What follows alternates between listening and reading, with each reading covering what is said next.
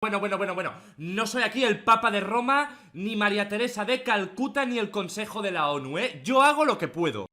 Si hay algo que ha definido a Colombia es la problemática social y política que este país ha vivido a lo largo de su historia. Se reconoce que las diferentes problemáticas de este país son la corrupción, el narcoestado definido por el politólogo Guillermo Tobón, la polarización política que ha recaído en rechazo, en prejuicios, en actos de violencia, actos vandálicos, etcétera. Esto no ha venido desde los últimos años, como se ha visto. Ha venido desde muchísimo tiempo atrás y ha habido una evolución no únicamente en la forma de expresión de la ciudadanía, sino también en su ideología y cómo esta ideología se ha expresado a lo largo del tiempo. ¿Cómo les va? Mi nombre es Julián Rojas y hoy en el podcast de Ábrelo Pues vamos a hablar de las luchas sociales en Colombia y el impacto que estas han tenido en el país y en el desarrollo del mismo. Para esto quiero invitar a dos compañeras que saben mucho de este tema y tienen mucho interés sobre el mismo. Ellas son Daniela Rodríguez e Isabela Sarmiento. ¿Qué más, chicas? ¿Cómo van? Bien, y vamos ahí un poco preocupadas con lo que ha sucedido últimamente, pero bien. Ok, perfecto. Todo bien, dándole. Esa es. Sí, pues en cuarentena toca literalmente así, las gajes de oficio, como dicen por ahí. Bueno, hombre, ¿qué es lo que ha pasado? Reconozcamos esos problemas particulares que han generado las luchas sociales. O sea, ustedes, desde su posición, ¿qué han visto o qué reconocen que ha hecho que la ciudadanía y pues también la parte rural se haya movilizado, se haya inquietado, se haya expresado en contra del gobierno en su mayoría y de las relaciones con otros grupos ideológicos, por decirlo de alguna manera? Bueno, en mi posición, en Colombia siempre hay un problema que siempre ha estado, desde el inicio, que es el problema de la tierra. Que hay mucha tierra, pero que solamente unos pocos tienen acceso a ella y que muy poca gente puede trabajarla de verdad. Y hay que aceptar que Colombia es un país agrícola, somos un país agrario, tendríamos que vivir de eso, no de la, bueno, a lo mejor también de la minería, pero no del petróleo, no de la industria como tal. Somos un país agrícola y no explotamos eso. Entonces, la gran cantidad de campesinos que hay no corresponde con la tierra disponible que ellos pueden trabajar. Eso también no es solo una cuestión de que el gobierno o las grandes empresas, sino que es algo que, si bien fue una de las principales causas del conflicto, del surgimiento de las guerrillas en los 60s y todo esto, ahora también la guerrilla, o bueno, las FARC y todos esos grupos armados se han convertido en otros actores que contribuyen a este problema, que les quitan las tierras, etc. También es el hecho de que en Colombia es un país que, bueno, se supone que tenemos actualmente tenemos una buena carta de derechos, digámoslo de alguna forma, pero que muchos de ellos no se cumplen por X o Y motivo, por incompetencia del gobierno, por los diferentes, por la violencia, que aunque ya no hay conflicto armado como lo podríamos decir hace 10 años, eso no quiere decir que no hay otras formas de violencia que limitan la aplicación de los derechos en Colombia. Y también el hecho de que en Colombia no se puede hablar, o sea, por ejemplo, todo lo que ha sucedido con los líderes sociales. No se puede hablar porque te matan, porque te callan o no te prestan atención. Exactamente, y también hubo una problemática respecto a los líderes sociales en 2013, básicamente, que muchos de estos líderes sociales fueron acusados de ser desmovilizados de las FARC. Adicionalmente a esto y al problema de la tierra que tú añades, pues también está muy relacionado pues la cuestión de la droga, la cuestión de las disputas por la tierra, la cuestión de los proyectos extractivistas, podríamos decirlo, de la extracción de hidrocarburos, la minería, del petróleo. ¿Qué pasa? Que hay que reconocer que en 1980, tras la crisis económica del petróleo mundial, en Latinoamérica se acogió un modelo económico extractivista, en donde pues la producción y el desarrollo económico de estos países se basaba pues en la extracción de recursos minerales y toda esta cuestión. ¿Qué es lo que pasa? Que al momento de que el gobierno empieza a hacer ciertos nexos o ciertos ciertas asociaciones con las entidades privadas y no se les respeta los derechos y las diferentes los privilegios que tienen que tener los sindicatos, pues esto ¿en qué termina? Esto termina en desmovilizaciones, asociaciones incluso con grupos paramilitares, con grupos del ejército, y este grupo termina siendo principalmente involucrado y violentado. Esto no ha pasado únicamente en 1980, sino pasó desde 1930, masacre de las bananeras, claro ejemplo, multinacionales que trataban con oro, con petróleo, con café, hacían esto con sus trabajadores. Quiero saber también cómo ustedes que han visto hoy, además del problema por la tierra, qué ha pasado hoy, y bueno, de los líderes sociales que ha recalcado mucho, qué ha pasado hoy, efectivamente. Bueno, cabe agregar que no simplemente es la tierra, sino también que los gobiernos no han escuchado al pueblo, aquellos que no tienen las agallas de salir a decir como, hey, esto está mal, los están matando, y esto no pasa desde ayer, pasa desde, como muy bien lo mencionaste, desde 1928 con la masacre de las bananeras, y esto se debe a que las industrias en 1920 crearon un sector obrero cuyo crecimiento preocupaba a los dirigentes conservadores y religiosos. Teniendo en cuenta que ya se existía una tradición de organización estatal, en tanto a las artesanías y las autoridades que se presentaban aquí en Colombia. Movimientos que se dieron fueron sobre el siglo XX, sobre los años 20, dando como fruto el primer partido obrero en 1910. Y asimismo, pues como ya lo ha mencionado Isabela, esto es algo que nos toca a todos, porque siempre son los mismos los que están dirigiendo el país. Entonces hay que luchar, hay como perfectamente la historia nos lo señala, hay que seguir en pie de lucha para que podamos salvar el país. Como tú dices, y también quiero que reconozcamos una evolución histórica de estas luchas sociales, porque me gustaría dar unos datos, digámoslo así, desde 1800 hasta 1900 hubo 4 guerras civiles, de las más destacadas pues fue, por ejemplo, la Guerra Civil de los Supremos, que se dio entre 1839 y 1842, en la cual se enfrentaban hacendados y terratenientes por la descentralización en su momento del país. Ganan los centralistas, en este caso los conservadores. Posteriormente, por ejemplo, la Guerra de los Soberanos del 59 al 61, en donde el gobierno conservador es derrotado. Y, por ejemplo, ahí aparecen cositas importantes como el derecho al voto, la libertad de la prensa y la descentralización, y ahí llegamos a los Estados Unidos de Colombia.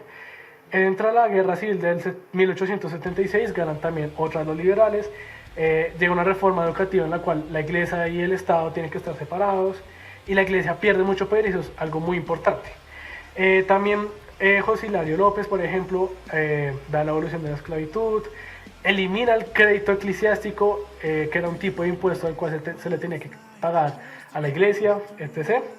Y pues bueno, llegamos a 1900, se dieron muchas cosas importantes, dentro de ellas pues el mandato de Rubén Espinilla, que trajo por ejemplo el voto a la mujer, la televisión, muchísimas cosas de innovación y tecnología, pero más allá de eso se dio el bipartidismo, el modelo de gobierno del bipartidismo, aparecieron las guerrillas, aparecieron los paramilitares, aparecieron pues también las familias que hoy en día siguen gobernando. Entonces, ¿cómo ha sido esa evolución del descontento colombiano? ¿Cómo ustedes que pueden reconocer ahí? Pues yo siento que Colombia es de cierta forma un país muy estático en muchos aspectos.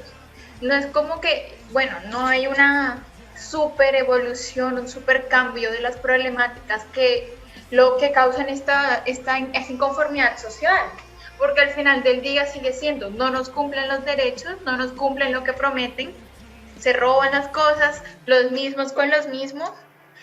Las políticas no benefician al pueblo, sino que benefician a las grandes empresas por esa cuestión del neoliberalismo, que ya ahora lo podemos decir como es. Colombia es un país neoliberalista, el cual le preocupa más las situaciones económicas de las grandes empresas que lo que pasa con su pueblo. Y actualmente lo podemos ver en cómo se preocupan más en salvar las empresas o cómo los grandes empresarios esperan que los salven a ellos y no que les den un subsidio a la gente que ha perdido el trabajo, cuestión de esta cuestión ahora de la cuarentena. Con los derechos, bueno, sí, derecho al voto y todo esto, pero la vida de la mujer en Colombia no, muchas veces no vale nada. Podemos ver en los lugares más conservadores del país, que son más machistas, porque en Bogotá, sí, en Bogotá obviamente se vive el machismo y todo esto, pero yo soy de otra ciudad, yo soy de Barranquilla, y créeme que ahí las cosas son diferentes en cierta forma. Entonces, eso es importante mencionarlo, que se ha agregado, por ejemplo, la lucha feminista a esta situación, también la lucha por los derechos LGBT y también se ha agregado ahora porque ya son más visibles, ya es posible que sean visibles, pues obviamente con el cambiar de los tiempos, porque obvio, pero siguen siendo las mismas cosas, derechos, políticas, incumplimiento del gobierno, lo que causa obviamente una insatisfacción y violencia. Y obviamente la economía. Sí, también es un aspecto muy importante en lo que viene siendo el descontento social en Colombia. Sí, claro, muy importante lo que dices y me haces recordar a varios conceptos. Primero de todos es que acá no podemos esperar que una ley venga a solucionar todo. ¿Por qué? Porque hay que reconocer, por ejemplo, que en 1990, cuando se da la nueva constitución y cuando Colombia llega al Estado Social de Derecho, cuando la teoría política, la sistemática de los inputs y los outputs se supone que iba a ser más eficiente por el hecho de la tutela y toda esta cuestión, los colombianos pueden esperar que por el medio de una ley o por el medio de una constitucionalidad los problemas jurídicos se van a solucionar, pero en realidad no. Y lo que pasa es que las cuestiones no se solucionan solo con leyes, tienen que venir de una cuestión, o sea, por parte y parte, en mi opinión, de políticas públicas, de entes gubernamentales, no gubernamentales y claramente el apoyo de la sociedad, que es fundamental. También la cuestión con el neoliberalismo, aunque este en su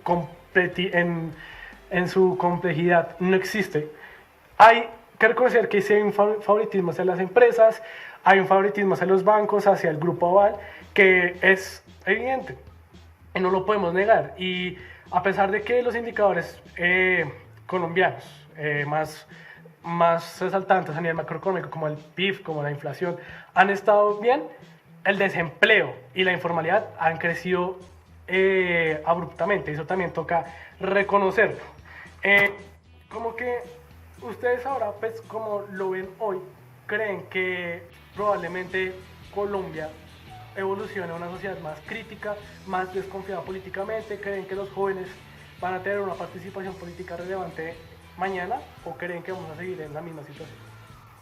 Claro, obviamente vamos a evolucionar en tanto a lo político y en tanto a lo social, teniendo en cuenta que han bajado los niveles de analfabetismo en Colombia y ahorita la educación, como se está tratando de luchar desde hace como 10 años, de que sea pública, que todas las personas puedan acceder a ella, tan solo que una persona sepa leer y que no esté pendiente de lo que dicen tales periodistas, que ya sean amarillistas o que estén diciendo cosas que no son.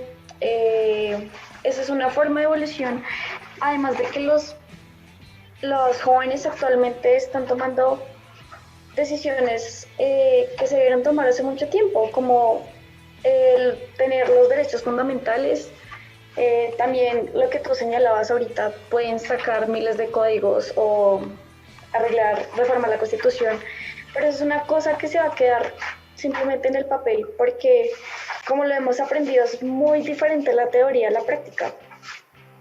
Porque tú puedes decir, no, es que en el empleo formal me pueden dar seguro, me pueden dar EPS, me pueden dar, yo qué sé, un funeral digno, pero las cosas no son así, porque en Colombia está creciendo demasiado el empleo informal. Esto lo podemos ver ahorita con esta pandemia, de que el trabajo es escaso.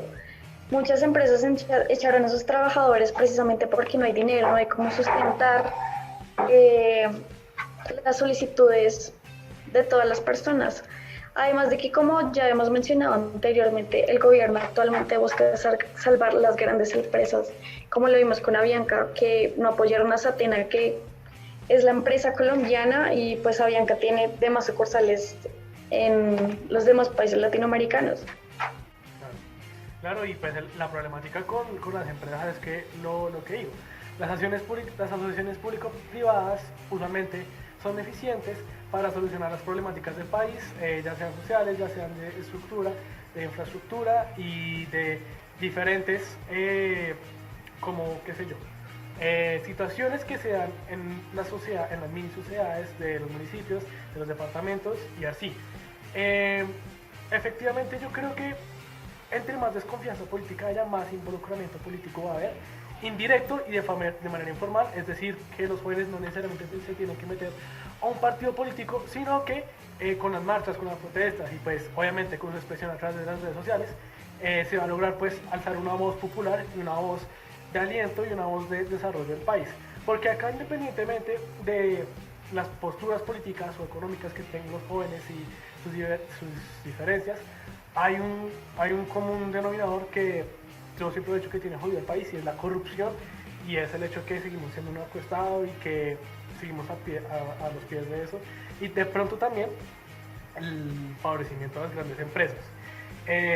¿Hacia dónde vamos con eso? O sea, si tenemos todo esto y si tenemos la fuerza popular e incluso políticos que la incentivan, ¿ustedes hacia dónde creen que la sociedad colombiana va a ir? ¿Va a haber más polarización? ¿Va a haber menos polarización? ¿Va a haber una Colombia realmente unida? Porque el problema es que, digamos, en los paros, esto es una opinión un poquito más personal, cuando se habla de que vamos a ser país, pues no se tiene en cuenta a ciertas personas que son del bando opuesto, y lo mismo hacen esas personas del bando opuesto cuando dicen vamos a ser país. Entonces, ¿va a haber esa unión política o no la va a haber? El regionalismo en Colombia es algo que importa mucho a la hora de hablar de la separación política que existe. ¿Por qué? Porque no podemos hablar de ser un solo país, una sola sociedad, unirnos como población, vamos a decirlo de alguna forma, como población en contra de aquello que está mal. Si yo, que soy de la costa, me siento totalmente distinta en mi forma, digamos, en mi perspectiva de la vida, o no solo eso, en mi perspectiva del país que existe, de las cosas que necesitamos y todo esto, en comparación a alguien que, por ejemplo, está en Bogotá, en Medellín, en Cali. La perspectiva política que se vive por ejemplo, en mi caso, puedo hablar de Barranquilla, es totalmente distinta a la que se ve en Bogotá. La importancia de hacer, básicamente, no es ni siquiera decir, sí, yo estoy en contra de eso. Pues tú puedes hablar, pero si no haces, no pasa nada. Entonces, ese simple hecho. Entonces, digamos, hay ciudades que obviamente participan más que otras. Y eso ya también también tiene que ver con la cuestión de la violencia, de los grupos armados que no permiten que, por ejemplo, en el Urabá vayan y voten. Usted va, vota y yo lo mato. Mato a sus vacas, le quito su terreno, entonces usted hace lo que yo digo. Es que yo siento que en Colombia a veces se da la impresión de que no es un solo estado tampoco, ¿sabes? Porque incluso se pueden hablar de microestados, y en algo un poco más que yo opino, que yo he observado en ciertas regiones del país en donde la presencia estatal no es la que tú y yo vemos acá en la ciudad, no es el gobierno nacional, sino son los grupos armados que de verdad tienen la palabra ya. Entonces, no solamente se puede hablar de, sí, vamos a ser un solo país en las marchas, tenemos que ser un solo país también a nivel de cultura, obviamente no, pero de cultura política, de pensar y criticar, no es solamente una cosa de la generación, porque obviamente los jóvenes actuales tienen otras visiones distintas a las que tienen nuestros padres, nuestros abuelos y nuestros bisabuelos. Entonces, pero no todos se involucran en el hacer. Y también es importante que a nivel de propuestas nos unifiquemos, porque eso fue uno de los grandes errores del paro del 21 de noviembre, que sí se movilizó gran parte del país, fue maravilloso, fue algo hermoso el ver cómo un país en su gran mayoría, el país se unió para decir, no nos gusta qué están haciendo, está mal. Pero no se unificaron propuestas, todos querían, vamos a meter la cuchara todos y yo quiero sacar mi pedazo, todos, no, hay que tener prioridades en cierto sentido. Entonces eso también me parece a mí que es importante a la hora de hablar de un cambio social, hay que poner prioridades, ¿qué es más importante que hagamos? ¿Qué tenemos que actuar ahora? Entonces los líderes están muriendo todos de forma sistemática, tenemos que ocuparnos de eso. La gente no tiene tierras para cultivar, la gente no tiene trabajo. Entonces hay que coger las cosas más importantes de cada problema y atenderlo. Lo importante es que se atiendan todos, pero no se puede esperar que todo sea al mismo tiempo. Entonces también es una cosa importante que tenemos que analizar en cuestión de cuestiones sociales, de unificación política del país, me parece a mí. Ok, vale. Y para ti, Daniela, ¿cuál creerías que sería como esa forma o esa manera de que el país, a través de esa unión que propone Isabela, logre ese avance o ese desarrollo político y obviamente de unión del país como tal? Bueno, en mi concepto ya lo había tratado anteriormente con Isabela y creemos que independientemente de la ideología, lo que buscan todos los partidos o movimientos, organizaciones, es ayudar a las personas. Entonces creo que es algo en común que nos une, pero al mismo tiempo nos separa. Entonces toca buscar los elementos más fuertes que llegan a ser, no como las personas desamparadas, ok, bueno, a estas personas nos podemos ayudar entre todos, pero como lo ha dicho Isabela, todo el mundo quiere sacar su parte y eso es lo que no nos deja unir, porque simplemente estamos con nuestro ego de que yo no puedo unirme a una protesta o yo no puedo unirme a un movimiento si yo no saco nada.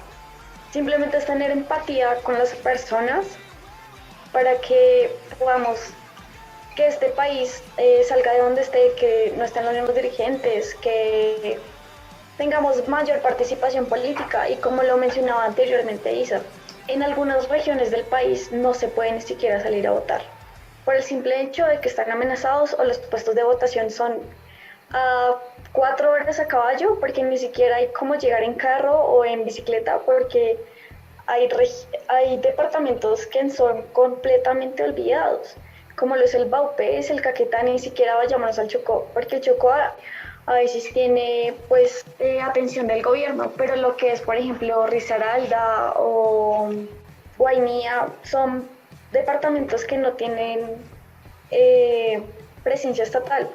Entonces mientras todos sigamos siendo egoístas y no solo pensemos en nosotros, no va a haber un cambio real. Okay, y creo que esa es mi posición frente a lo que tú planteaste. Ok, yo creo que simpatizo totalmente con ustedes. Creo que en primera medida debe haber una reforma política absoluta, en el sentido que no podemos seguir con los mismos dirigentes, porque esos mismos dirigentes dejan que pasen las mismas cosas, favorecen a los mismos grupos, la misma élite y hacen lo mismo. Colombia sigue estancado, pueden decir que económicamente estamos muy bien, que se han producido las mayores ventas, pero a nivel social, a nivel estructural y a nivel cultural seguimos atrasados. Hay muchísimas zonas del país, Chocó, Guaviare, el Amazonas, incluso la Guajira, que están totalmente desatendidas por el gobierno, otras militarizadas totalmente. Es como si fuera otra Colombia, literalmente. No olvidemos también las zonas más pobres en las ciudades principales del país, eso también toca mirarlo mucho. Entonces, yo propondría primero es una reforma política porque tiene que haber unas ideas, tiene que haber una nueva relación, gente, político, en la cual pues se desarrollen nuevas ideas y un nuevo trato. Eso es totalmente fundamental. Y también saber canalizar, lo que decía Isabela, los propósitos y las iniciativas generales hacia una problemática central. Yo como a manera de conclusión quiero que cada una pues me quiera pues decir si definitivamente después de esta pandemia va a haber una iniciativa de que cambiemos pues la realidad y si va a pasar o vamos a seguir en las mismas. Bueno, yo realmente creo que sí va a haber un cambio apenas pase esto de la pandemia, porque todos nos estamos dando cuenta de que el gobierno no apoyó a las personas que realmente lo necesitan. Y eso lo podemos ver simplemente con la gobernación de Elsa Noguera, que estaban cobrando atunes a 20.000 pesos, o en el Guaire que estaban cobrando mercados altísimos, o sea, hay una corrupción terrible. Entonces, creo que todos nos dimos cuenta a las malas de que tenemos que cambiar esto, porque realmente nos estábamos actualizando en el 2019, en noviembre, pero desafortunadamente llegó este virus, pero creo que apenas pase todo esto, que ya podamos seguir movilizándonos de forma segura, lo vamos a hacer, lo vamos a lograr, porque no es simplemente decir soy de izquierda, soy de derecha. La cuestión es de ser personas humanas que podamos ejercer nuestros derechos plenamente, que no sean silenciados las voces que están representando a todo un pueblo. Y como anteriormente lo dijo Isa, no hay representación política en el Congreso, porque si tú ves las personas que votaron por ese congresista, no son la mayoría, son unos pocos. Yo creo, la verdad es que yo soy una de las personas que se puede decir que está decepcionada políticamente de este país. Yo siempre critico a los argentinos porque son ineptos políticamente, porque no salen de una y van para otra. Nosotros no nos quedamos muy atrás. Hay que pasar cierto tiempo, no creo que la pandemia, que la cuarentena, después vaya a haber un cambio real. Va a haber obviamente a nivel económico, sí, obviamente vamos a resurgir porque va a haber empleo, todo esto. A nivel político vamos a estar igual, solamente vamos a estar aún más decepcionados del hecho de que en comparación con otros gobiernos, el nuestro no dio la talla para lidiar con la cuarentena, con el coronavirus, básicamente con el COVID. Siento que tiene que pasar un tiempo, que tiene que haber cambio generacional en el gobierno. Todos aquellos que han ocupado silla por 15 años, o que no solamente ellos, sino que vienen de una tradición larga de políticos, ya les digamos, chao, te me vas abriendo de aquí, que aquí vengo yo. Yo vengo con nuevas ideas, cosas frescas, no vengo a seguir los mismos con los mismos. No, hacer un cambio de generación, no solamente en cuestión del pueblo, en cuestión de quiénes votan, de quién tiene la palabra, sino también de quién están al mando. Que no podemos esperar que un viejito de 60, 70 años entienda las problemáticas que vienen con el siglo XXI. Tiene la juventud, que tiene una población de 20, 30 años más o menos, hasta ahí. Digamos que esto también es importante, no poder entender por qué no nos queremos quedar callados, que no queremos, que creemos que los derechos sociales son importantes, que creemos que ciertas comunidades necesitan sus derechos. Por ejemplo, no pueden entender por qué las personas LGBT se quieren casar o que me toquen también. Entonces son personas que ya tienen una concepción distinta. Eso también es importante de cambiar. Pues digo, con el argumento del regionalismo, no solamente, como tú mencionaste, es una reforma política, también es una reforma a nivel de la sociedad. Entendamos, todos somos colombianos y que a todos nos toca el mismo bulto. Todos tenemos que cargar con las mismas problemáticas. De una forma u otra, a todos nos afectan. Entonces, por eso tenemos que ser solidarios. Entonces, que digan, ay, yo para qué voy a marchar con los niños del Caquetá, y yo puta por allá, ¿qué me importa? No es pensar así. Pensar que los niños pudieron haber sido unos niños en Antioquia, en Cundinamarca, en Atlántico, en cualquier parte de Colombia, y por eso son importantes. Y ni siquiera eso, es que es un hecho que no debe suceder, no importa quién le suceda. Entonces, hasta que no hagamos ese cambio de concepción, realmente no creo que la sociedad colombiana, por consiguiente la política colombiana, vaya a haber un cambio de perspectiva o de donde se analiza lo que está sucediendo, de donde se analicen cuáles son las acciones que tenemos que tomar. Eso también es importante. A mí me parece que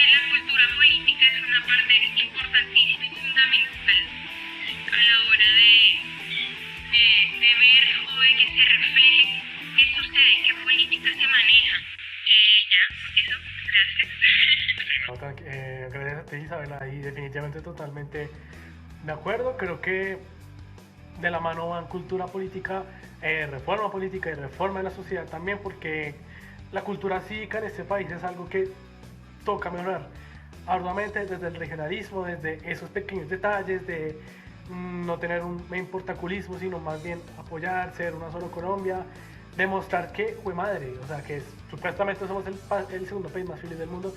Pues hombre, pues la felicidad también se comparte, no es una felicidad pues tampoco y muy individual. Y creo que esto se construye, puede que esto sea muy políticamente correcto, pero es verdad, se construye a través de acciones colectivas que hacen que la sociedad sea una sola y que avance como una sola, a pesar de que cada uno tenga sus intereses particulares, que se pueda lograr esa concepción pues, de entendimiento y de desarrollo. Y bueno, creo que hemos llegado al final de este podcast. La verdad, agradecer a Daniela e Isabela por su tiempo, por su opinión, por su conocimiento y pues por lo que proponen. Es muy sustancial eso. No olvides suscribirte, darle like, activar la campanita para estar pendiente de los nuevos podcasts. Agradecer a Daniela, Isabela y bueno, háblenlo pues. Muchas gracias, muchachas. No, gracias a ti por invitarnos. Sí, muchísimas gracias. Nunca he estado en un podcast algo así, entonces me parece que fue algo súper interesante, súper chévere, la verdad. Bueno, gracias a ustedes, chicas. Gracias.